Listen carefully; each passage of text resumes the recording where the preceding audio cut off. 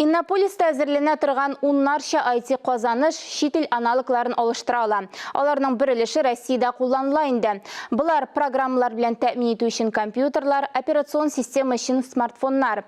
Иннополис білгішлері тағын ненде яңалықларыны қолланышқа әзірле. Хабаршыбыз қызықсынды.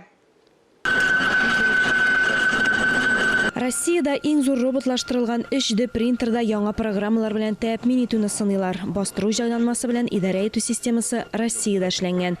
Җәйгә Иннополис университеты галимнәре яңа ачышлар ясарга җыена. 5 метрлы пластик көймә бастырырга планлаштыралар.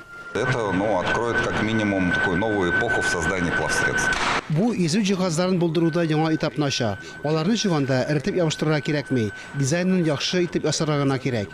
Иннополис шәһәрендә гамәлгә ашырыла торган 100дән артык проект киләчәктә илебезне цифрлаштыруга юнәлдерелгән. Шуларның берсе Мой офис пакеты. Россиянең кайбер компанияларында ул Microsoft продуктларын алыштырган инде. Илдәге беренче Aurora мобиль платформасы iOS һәм Androidның аналогы буларак тора.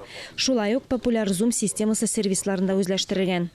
Санкционное давление первая компания рассматривает как возможность. Көнбатыш санкцияләренә каршы торырлык яңалыкларны кулланышка кертү мөмкинлекләре күп. Стресс хәленнән чыгып, үзебезнең эшләмәләрне дә сыйфатлы итеп әзерли алабыз. Җәй ахырына Казанда иң зур бизнес-инкубатор балалар IT-паркы киберполигон барлыкка килә. Барысы да яңа Спартак IT-паркында урнаша. Хәзер Иннополиста 323 компания эшли, шуларның 97% Россия компаниялары. Татарстанда IT-инфраструктурасын үстерү буенча барлык планнарда саклана. Белгечләрне республикада калдыру чаралары күрелә. Алия Галиуллина, Александр Шмагин, Ирина Сахибгараев, Татарстан яңалыклары.